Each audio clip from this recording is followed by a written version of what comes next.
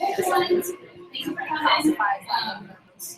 With the Universal Income Project, if you're here for this panel, if you wouldn't mind moving anyone over here to the panel, if you wouldn't mind moving over to this area,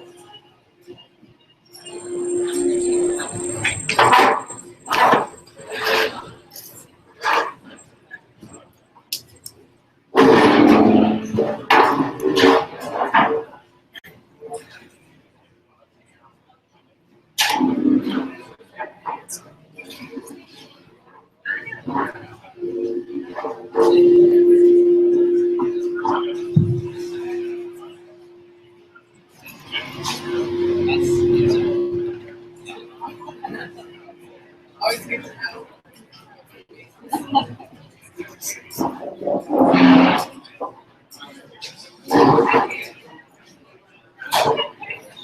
Thanks for joining us here. My name is Tania, and I'm the co-director of the Universal Income Project. I want to give a quick shout out to the hall, which hosted us tonight, so I enjoyed them.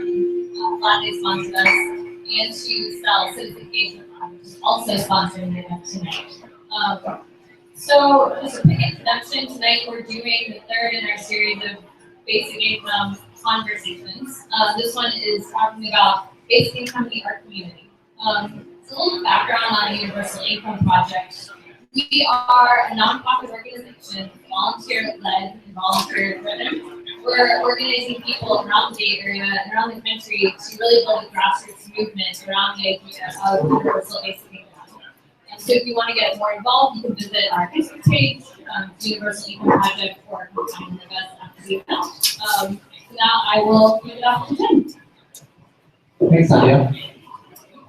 All right, so thanks so much everyone for coming tonight. For those joining us via the live stream, hopefully we're coming in here. We're going to have a chance to do some Q&A with our panelists here. And if you are watching remotely, or if you're here and want to ask this way, you will be able to submit questions for the panel using the hashtag #BasicIncomeArt, all one word. Yeah, so I am very excited to introduce the panelists here. So yeah, going from left to right, starting with Rebeka, who is actually Yerba for 7 years. And Rebeka, do you want to say a little bit about who you do that? So hi folks, my name is Rebeka Rodriguez, and I am at YBCA. I am an artist and a cultural producer. I've been working in San Francisco for the last 20 years almost, and doing work around creative projects, thinking about the ways in which we make our cities, the ways in which we can use creative process to think about and wrestle with things. And next up we have Perry-Zucker, who's one of the co-founders of the Creative Action Network. And you want to talk a bit about your work? Absolutely. I co-founded the Start Creative Action Network. This is starting now. We help artists work with causes. We build a bridge between the two, and we build a art with purpose. We're a global community of designers, and we run crowdsourced campaigns that help artists build passive income from their work and help nonprofits leverage their creative community to tell emotionally compelling stories. And next up we have Tania.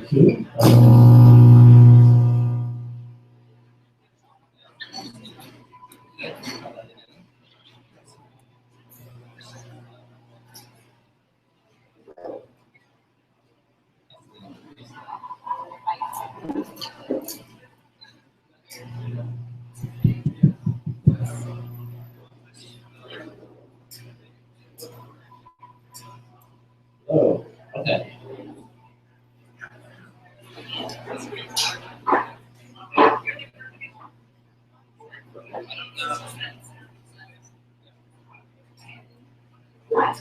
All right, can folks still hear? All right, we're 5 power through.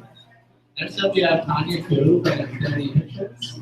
Tania, tell us a bit about your brand. Hi, I'm Buena, and I'm an independent filmmaker and founder of Infinity Pictures. As a storyteller, my mission is to create experiences that challenge limiting beliefs and instill a sense of our interconnection and really the power and responsibility that we each have in creating the world that we want to live in together. And I'm right now in pre-production of a feature-length documentary with a few other folks that might be in the audience on basically. I'm told that the audio is being fixed right now. But in the meantime, we'll just talk louder. So next up, Alexis Frasz from Helicon. See if we can hear you through mine. Okay. So I'm with Helicon Collaborative, and we do a lot of work with. So we work with artists and more often people who support artists to try to figure out the way that art and culture contributes to a more just and equitable society. So I work with organizations like the National Endowment for the Arts and the Foundation for YMCA, actually, at times cultural organizations, trying to understand kind of the connection between artists and our society. Great. All right, so to kick this off, basic income has gained a lot of popularity in recent months, and a lot more media attention about it. I'm curious to hear from all of you, are people in your respective communities talking about it? And if so, what sort of things are they saying? Let's just go down the road. Sure, if anyone wants to chime in, go ahead. Okay. Well, I have to say probably not as much as they should be. There's a lot of conversation in the field of support for artists around the idea of artists sort of the equivalent of what would be general operating support for an organization, so giving artists stipends and things like that. But there's really not often been a connection between artists and the general population, which I think is a huge mistake. Sort of creates this special class of artists as these special beings that not only interest artists in policy arguments, essentially. It's not very compelling to people because while artists share a lot in common with low-income people, they're also pretty privileged as a group.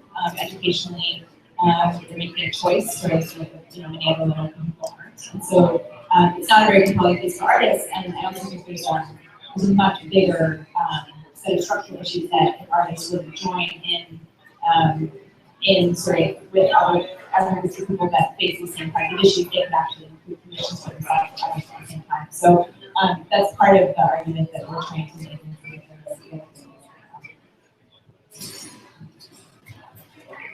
In my community, there are a bunch of people who do know about basic income, as for the other artists in my life. It's not something that I think people have quite heard about yet on large scale, but every time I mention it, every artist that I talk to is like, yeah, I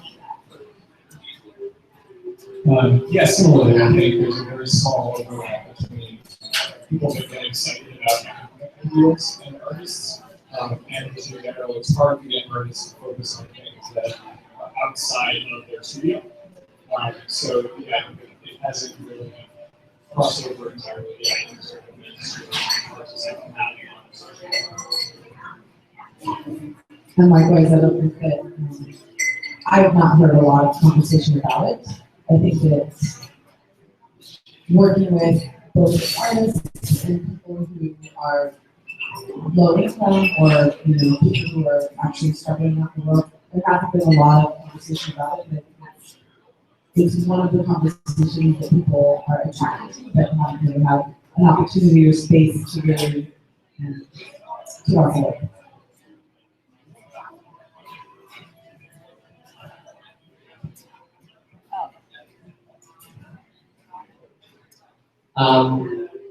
So when people talk about basic income, it's fairly common for one of the pros arguments to be, if everyone was given enough money to live on, it could allow for far more people to pursue greater passions. So I'm curious to hear from you all, what you think the actual impact would be for artists or aspiring artists if you wouldn't have basic income in the US? For anyone else? I think that if you are in poverty, or if you are dealing with basic questions about where your food is coming from, or where you're going to live, you have less energy to think about being engaged with your world, being able to be creative, and I think on that level, being able to free people up to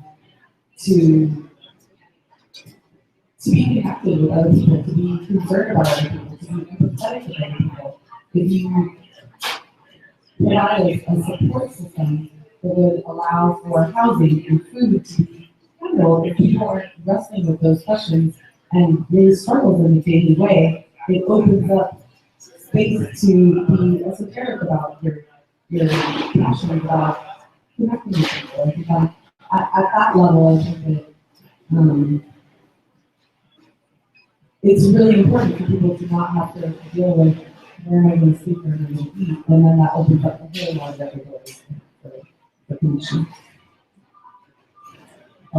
Yeah, I think this is why I was really interested in this panel, because I think the creative community in particular would benefit from the basic income, in that one of the big problems is how high the barrier to entry is. And then even with a high barrier to entry, the problem is still like I want to be privileged enough to be a starting artist. And even within that, there's the chance of being a financially successful artist is so small that it's such a small self-selected group right now that is just not open to enough people. And that with the universal basic income, the ability to pursue your passions and your creative expertise separate from how much you're doing. It's just really open to such a large group of people. And not only the point of access, but then being able to sustain yourself and find, what may be a very commercially successful artistic career. You have a lot more time, you'll be a lot more efficient, and sort of extending that privilege beyond, who can go to art school, who can graduate and stay in the field. It's just such a self-selecting narrow path. It would only make it. The role that I see artists playing in the world is one of inviting social commentary and modeling, painting that picture of the better world that artists see as possible. And, most of the artists I know, including myself, spend a lot of energy worrying about money and how we're paying the bills. And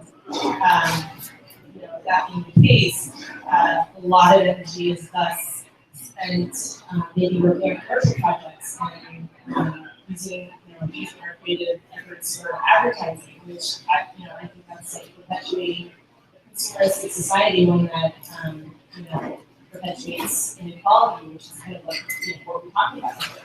And imagine a world where I think just because you're a human being, you're creative, you're an artist. I think it does, take privilege to maybe go into the role and walk that artist path, but I'm just sick of seeing, I was in the theater the other day and I saw a commercial before the movie came on, and it was this really kind of soulful story of a young girl dancing with her father, and they were getting ready for this daddy-daughter dance, and she was kind of embarrassed because he kept stepping on her toes, and he was practicing on his own, and it was really sweet. And then they get together at the dance, and they dance perfectly, and everybody's happy. And then they split a fucking Coca-Cola, and I think I let out like an audible like, ugh, these are stories that these are stories that deserve to be told, and not for Coca-Cola to make big bucks. It's to be for people to come together and realize we need to depend on each other, and we need artists to make that connection. So great to go last and then just build on everybody's arguments that they've already made. I really agree with everything everyone said. And I think there's two levels. Well, first of all, who is an artist is very contested. And I think there's everyone from professional artists that make their living that way to just community preference. Everyone can be creative. And I think so. We're talking about which artists will benefit. I think all of those artists will benefit in very different ways. And it's all valid. And I also think there's a lot of benefits for society more broadly in having these creative energies released in the world, some of which may go to creative entrepreneurs that are creating the next tech company, and that's fine too. But the issue in the arts sector right now is that the arts sector actually mirrors the larger society and many of the structural issues that it manifests. So within the arts sector, the people who tend to succeed in terms of being able to go to art school, period, be successful artists because they can actually make the self-sacrifices and subsidize their own labor to be able to, take the time that they need to take to work menial jobs, not raising a family on their own. The people that end up dropping out and not practicing later on are people who actually are the most vulnerable in society. So either people who can't afford to take on the amount of debt they need to take on to go to many art schools, or who are so hindered by the debt that they end up not being able to pursue their path later on. And there's, we have statistics like this. And the, at the same time, the funding, when you're talking about funding that is specific to artists, in the form of fellowships, in the form of grants, even for organizations, it's very much biased towards a certain type of artists, towards fine artists that are doing kind of very traditional forms, which excludes entire communities of people. Either people who are doing community-based artwork that is not often, it doesn't look like what you might see in a museum. And so,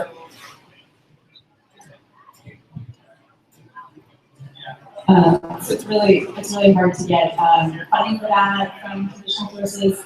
Or they're working with communities that can't afford to pay, so they're never going to be able to get, paid at levels that are fair for their work. Or they want to just donate their labor to society. They want to comment on issues that, that are critical. And so there's not a lot of people that are going to actually pay them to do that because they're trying to disrupt the system that we have. So if we want to have a healthy, some kind of cultural life in this country, it actually depends on having artists of all these different types that can be part of that conversation. And right now, more and more, because some of the business models that even successful artists have become done, photographers, people who make music, have been totally disrupted by the same things disrupting the larger economy. So their business models now are not functional. The only way you can really make it is to be a commercial artist and pursue this on path. And I think that really it makes, if you think about what people 300 years in the future will look back on in our society, I think it's a real risk to our cultural legacy. All right, so we've heard some great points about the benefits facing some. What about drawbacks? What about pitfalls? Are there potential dangers if we were to enact this in terms of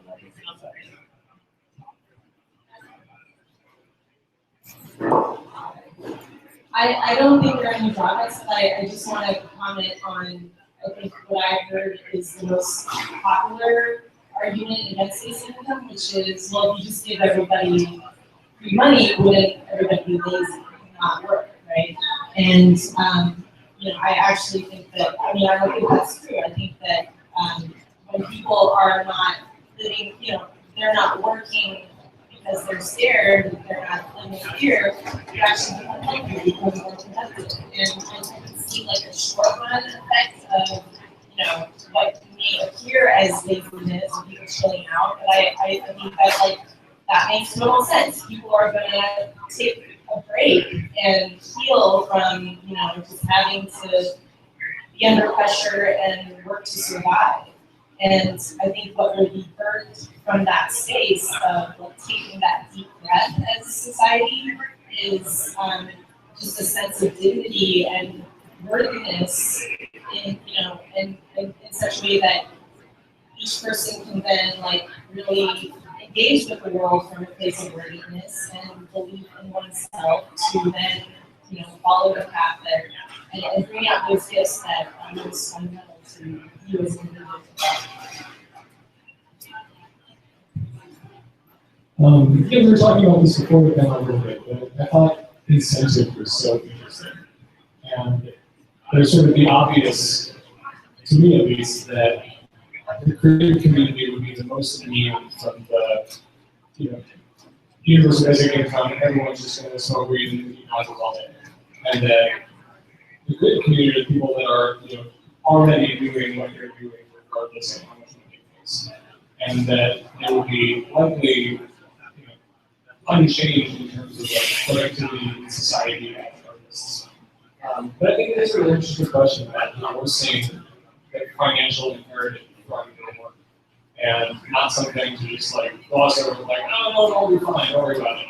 And that a lot of great work comes from struggle, and that the key is really like who's doing the struggle and how is that apportioned. And right now it's so like such a small group of people that are privileged enough to suffer for their work and privileged enough to be creative all the time. And I could see the drawback of removing that incentive. And I could personally I could think through like a lot of my path has been shaped by how to sort of like merge these two incentives together. And really disliking a lot of the nonprofit arts world and nonprofit world in general, where your source of income and grants or whatever sustains your income are really disconnected from whatever you do on a day-to-day basis. And sort of the forcing effect of the market economy, you have to figure out how to exist in the world.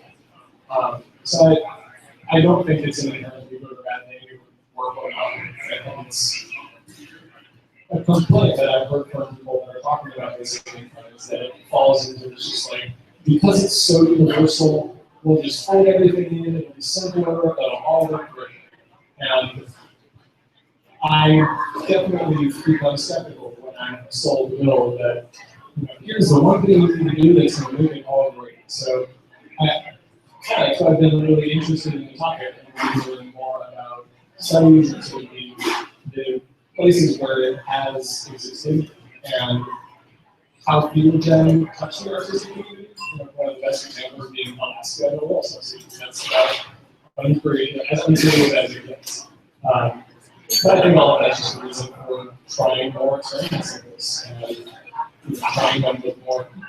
And especially with design specifically for the creative community and not just, it's a one size fits all, it's very creative.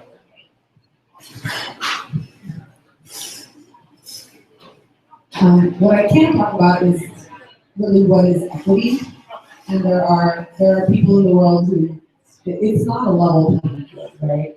So there are people in the world who need support in order to meet basic life needs, and so being able to free yourself from some of that burden, I think, can only benefit the world, and that it would allow for space to be creative. Most poor people, actually all poor people, have to be incredibly creative about how they're going to live, how they're going to function and survive in the world. They have to be incredibly creative about it.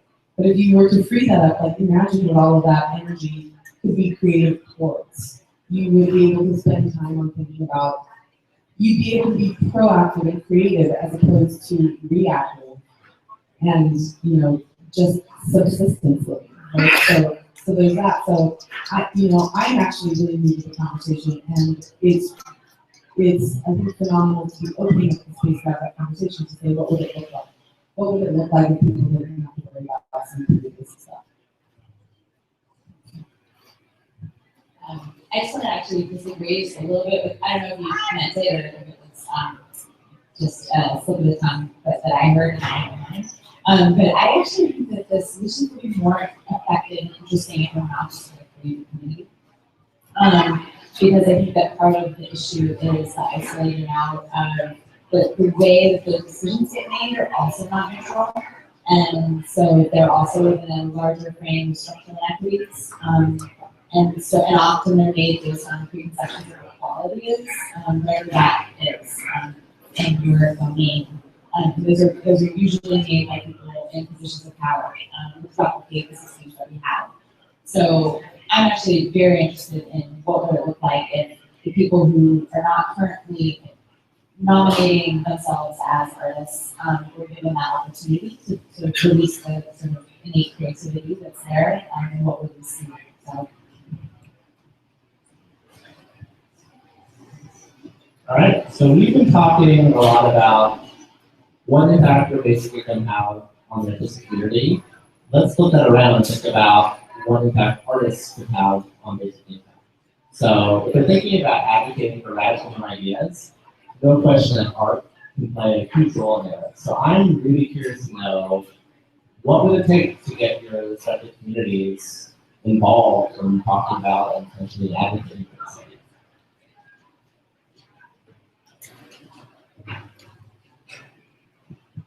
Well, I know we've talked before about how specifically to get arts and communities working together. I think a big barrier is represented here by the fact that so few of us from the artistic community know a lot about basic income. It's a lot of education, and a lot of creative people have a hard time making or creating about things that they don't personally experience themselves.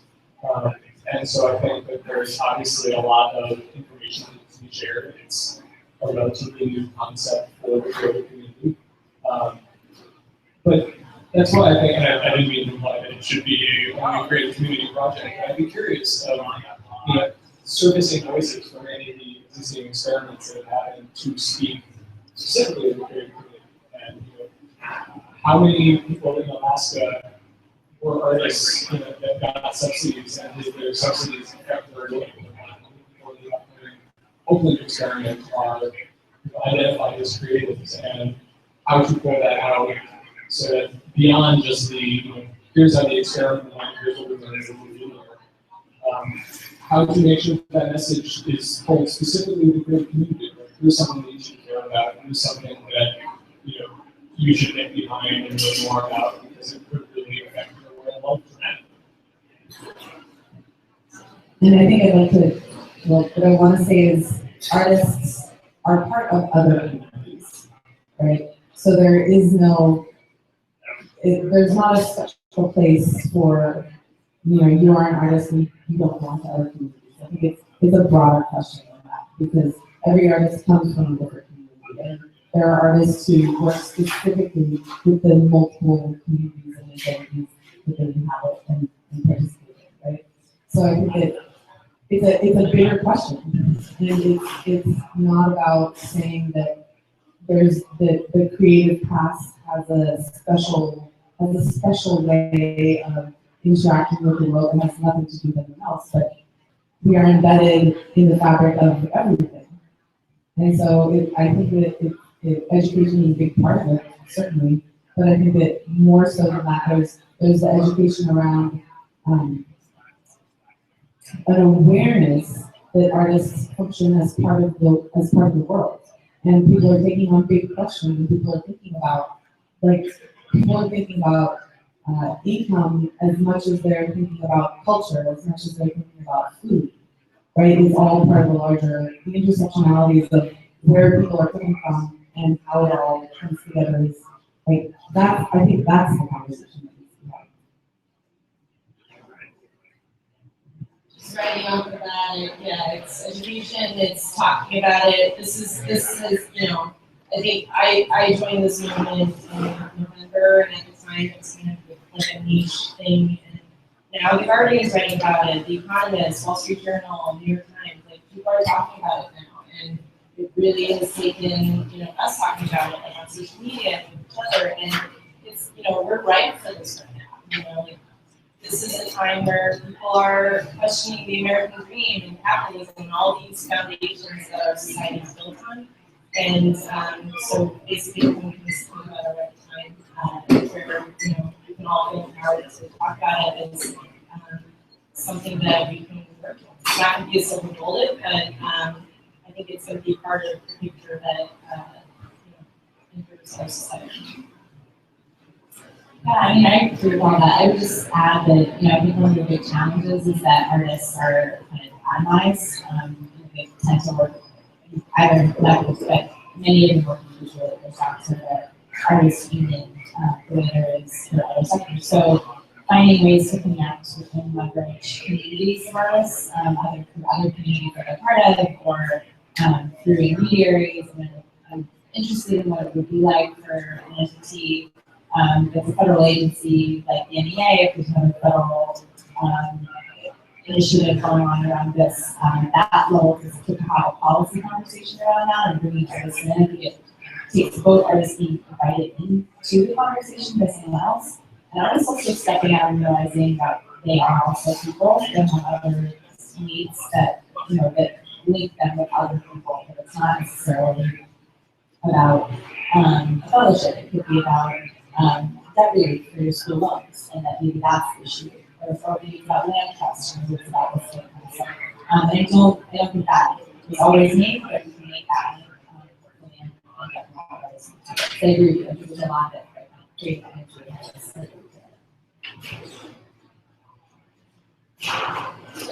All right. Well, I'd like to open it up to some questions from the audience. Has something you want to ask? Yes.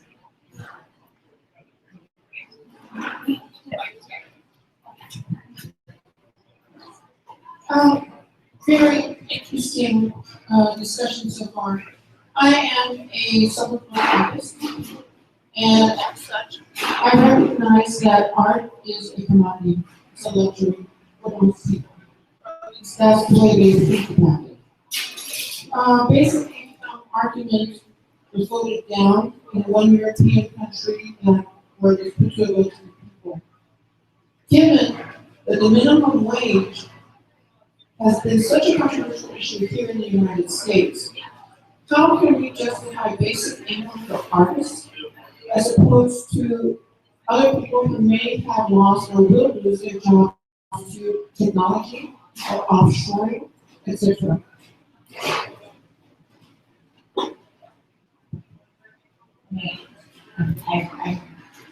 I don't think we should. I actually think we should have it be part of a bigger conversation. But so, I mean, I don't disagree. I agree with you. The point of universal basic income is to have it be universal, so that the floor lives for everybody. And so I don't, it has to happen on a societal level. I mean, a worldwide level, really. Yeah, I agree. I know it's really harder to justify breaking off the overall project for specific constituents. But on the flip side, I think, as much as artists are people and people are artists and all of that, I think there's precedent for the government in particular being able to leverage skill sets of artists to help the country overall.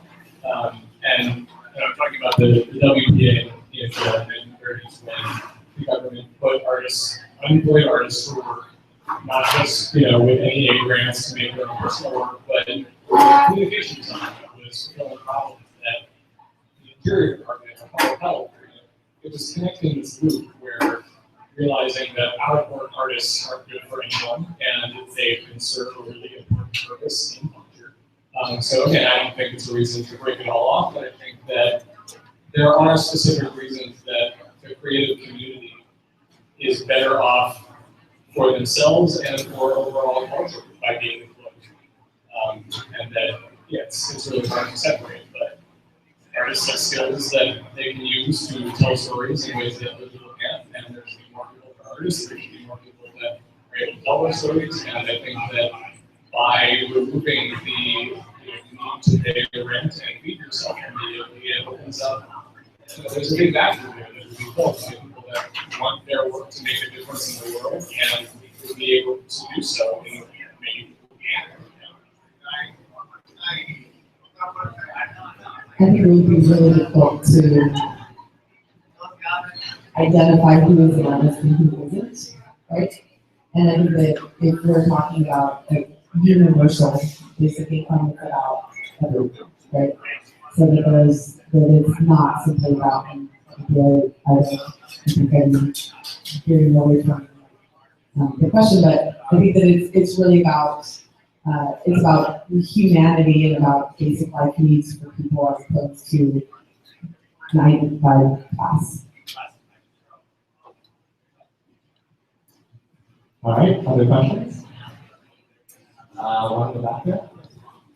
Yeah, so I'm curious what the consequences of having law artists could be. As an example, people say some people say that because music is so much easier to create, the overall quality of music has gone down.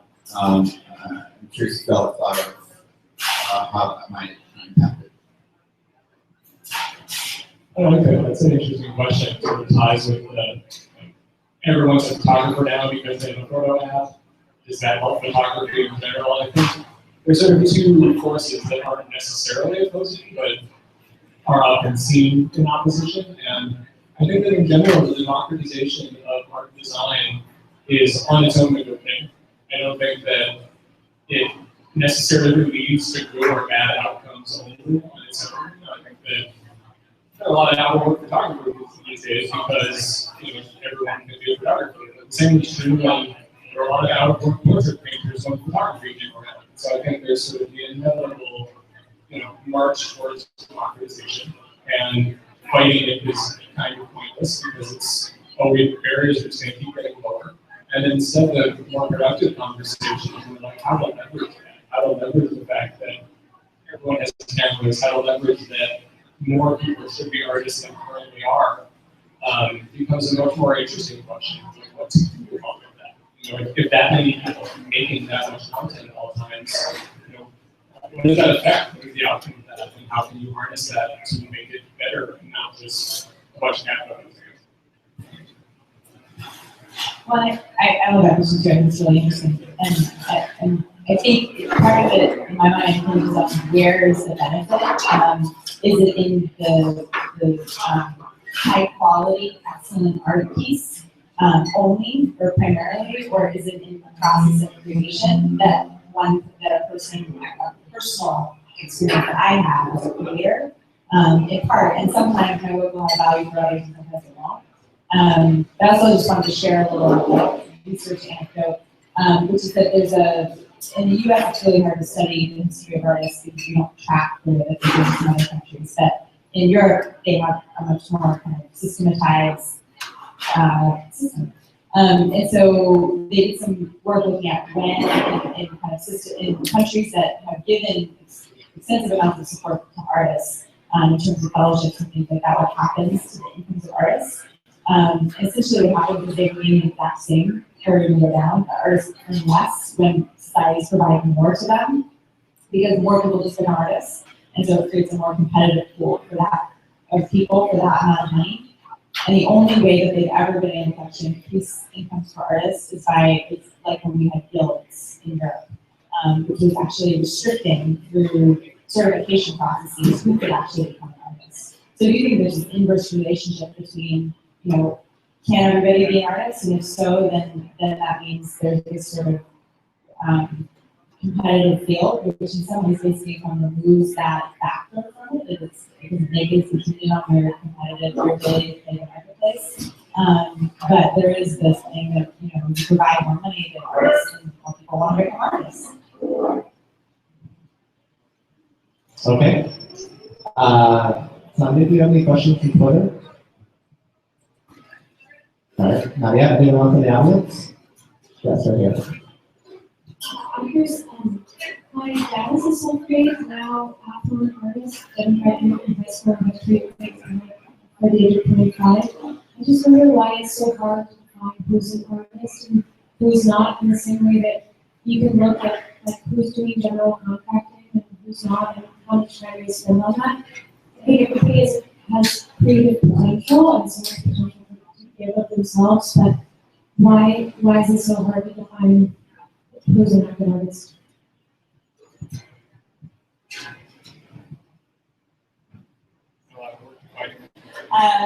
Yeah, it is really hard, right? And I think that there's some people have tried to define artists by who's graduated from art school, which is obviously not effective in the past experience. And that's actually, about the numbers, but a large number, something like over half of working artists are not graduated from art school.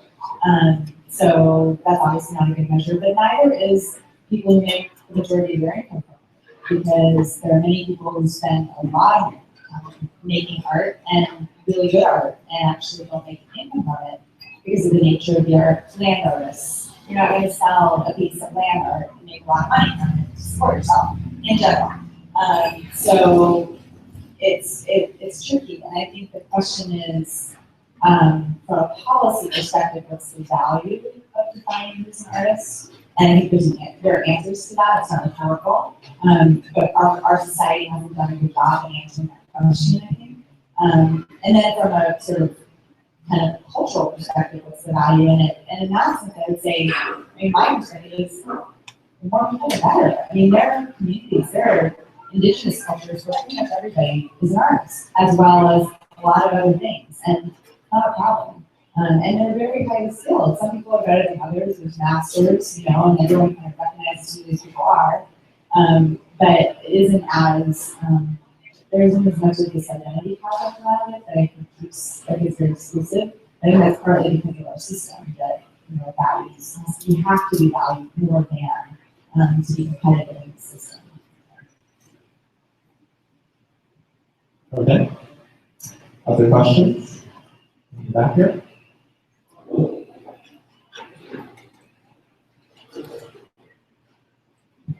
One of the hopes that I had regarding basic income in the arts is that if everybody was getting a basic income, especially if we were able to live in a society where we were able to take advantage of automation and provide for a lot of people's basic needs, it could free up a lot of people's discretionary time to be able to get more involved in the arts. And so the past couple of questions have talked on this. What would happen if more and more people started engaging with the arts? So it seems like this could move us to an environment where we have more cooperative arts projects, right? So it's not so much, well, here's my symphony, or here's my song, or here's my painting, and isn't it so great and better than everybody else's? But forms of art which are more engaging of communities and larger groups of people. So with that as a sort of hypothetical, beautiful outcome of basic income for the arts, I'm wondering, in terms of the modality that you all work in, and I don't know for Tania who does what type of art, but in terms of the modality that you work in, how do you envision your art maybe scale or incorporating groups of people in community in that way, we're able to get to that pleasant future? I mean, I think that the world, everything will benefit from creative thinking, right? So if you bring together planners and designers and lawyers or policymakers, if you have creative people at the table, you're going to come up with more creative solutions to the problems, whatever that happens to be. And if we as a society value that creative work and that thing that art does that nothing else can, which is bring people together around a common question and wrestle with it in creative, beautiful, messy ways, like that is only going to serve us better as a world. I like the question about sort of time, and it made me think about, I work with artists a lot, and even the ones that are full-time creative professionals, everybody's dealing with scarcity, whether it's scarcity of time to be creative, scarcity of energy to work on their own personal projects. And I spend a lot of time pushing people to work, with each other and outside of their own boundaries. And because everyone's approaching it from a place of scarcity, I've only got X amount of time, after work or before work or whatever to work on the thing I want to work on, it becomes really difficult to portion out that time. And the idea of a world in which people had a lot more time and more energy to be creative, and wasn't, I work full time at this job, and when I get home, I'm so tired I can barely, I would love to paint, but I only have so many hours before I can get up and do it all again. The idea of starting the conversation not from a place of scarcity, but from one where everyone's on the same foot and everyone has more time and energy, that just seems, everyone would not only have enough time to do all their own personal projects, but after that, say like, awesome, I did my personal work this morning, and now my next door neighbor and I are talking about this weekend project because we have the time and the space. So I think that more than anything else, it would sort of get over this deficit problem of limited time, limited energy, and all of that.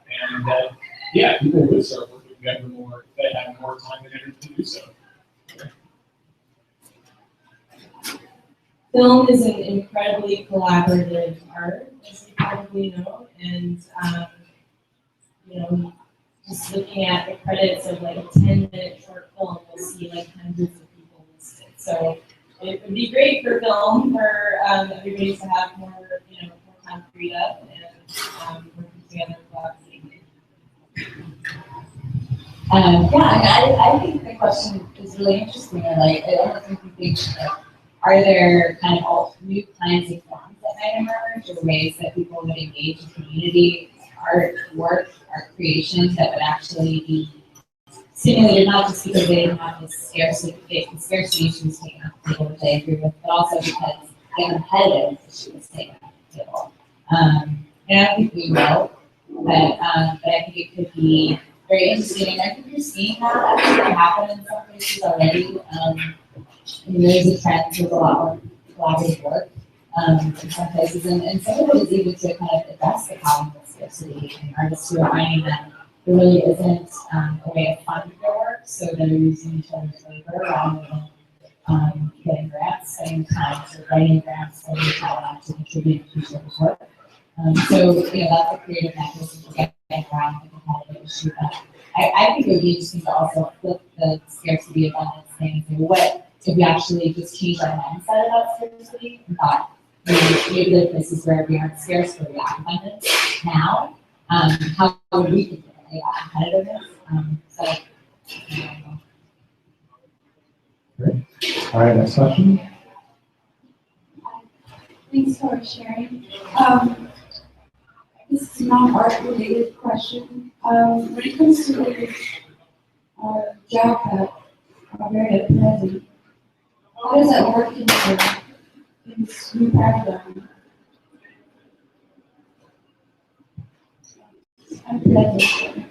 So jobs that people wouldn't want to do if they weren't forced to by that.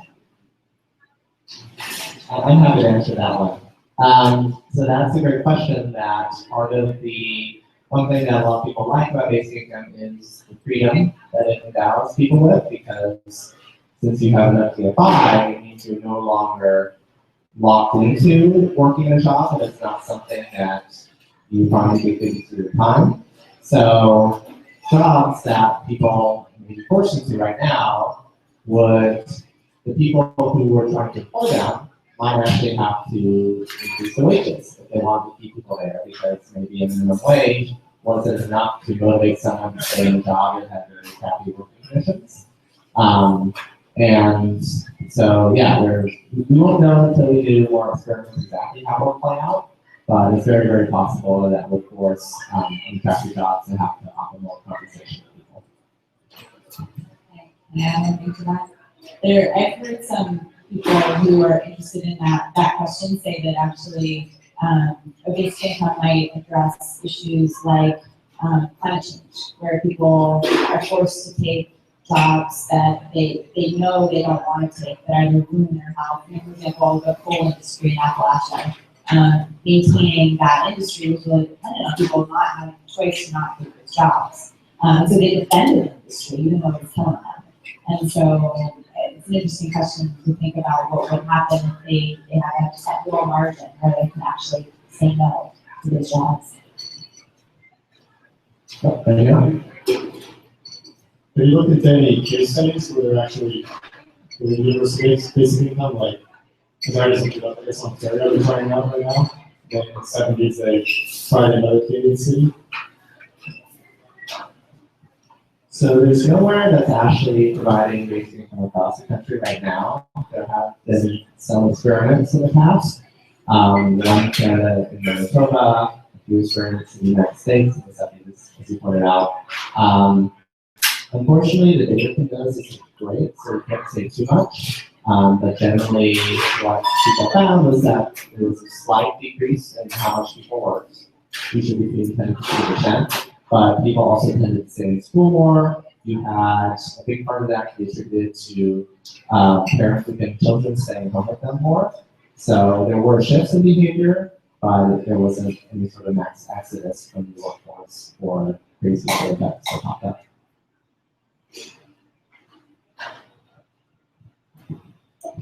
Hi, thank you all for your thoughts. One of the arguments that I've heard that is, I think, a particularly American argument against basic income is that we define ourselves by our work, and our identity is really tied to being a banker, or being an accountant, or working at McKinsey, or something like that.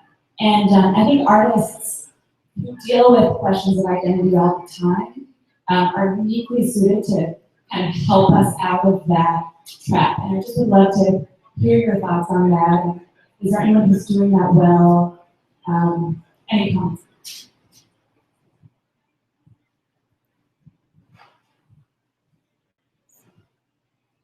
Sorry, is the question, is that any artist, like, can you repeat that? Sorry, sure.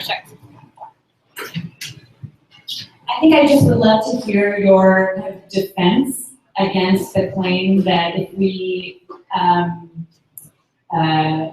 establish universal basic income, that we as a society will lose some sense of core identity that will throw us all off kilter in a way that will create, if from the critics, chaos or sort of like deep ennui across the country. And so I'm just kind of curious, from the perspective of artists, how you might address that kind of moral crisis or philosophical question that would emerge up how we tie our identities to work. It's not like a fully formed question, more just sort of like an area for conversation. So I feel like I hear a lot of like people getting to their midlife crises and they've worked their whole lives doing something that was very much part of their identity, and all of a sudden they're middle-aged and they're like, what can I do? And I think it can be termed a midlife crisis, but I think what it really is, right, is this liberation from what we tie to our identity, our work. I think that when we can, I don't think that that's what gives us our identity. I think it's like, who are we in relationship with other people? Is it transactional? Is it based on how much we love? Is it, and I think when we really, when people are on their deathbeds, they're not thinking about, oh, I really lived a good life because I was a good neighbor, or I was, and maybe that's the case, I don't know, I'm sure I'm projecting, but I think it really, if we can dismantle our identity from what we do, because we have to do it, and then tie it, and then, be able to tie it to, well, who do I want to be? And who do I want to be in a relationship, really? That's when, I think that's the most important thing for how we see ourselves and how we identify ourselves. I could see it being more identity-based in a world where it's a more level playing field. And I think some of the examples that we just surfaced were interesting. Really touch on like choice and privilege.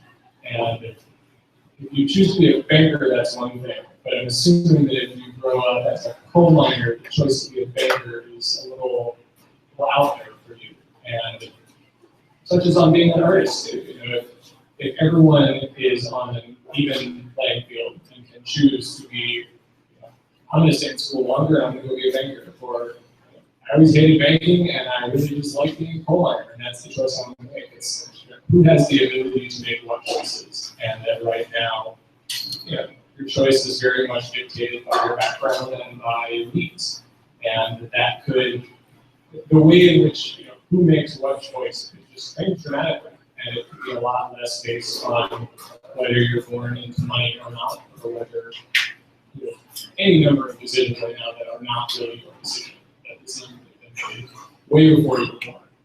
And that the idea of a world in which everybody could make that choice and more fully for themselves and separately from the situations. It's a really cool idea. That's one of the things that makes me excited about this. All right, well, sadly, I think we are out of time, so let's have a huge round of applause for panelists.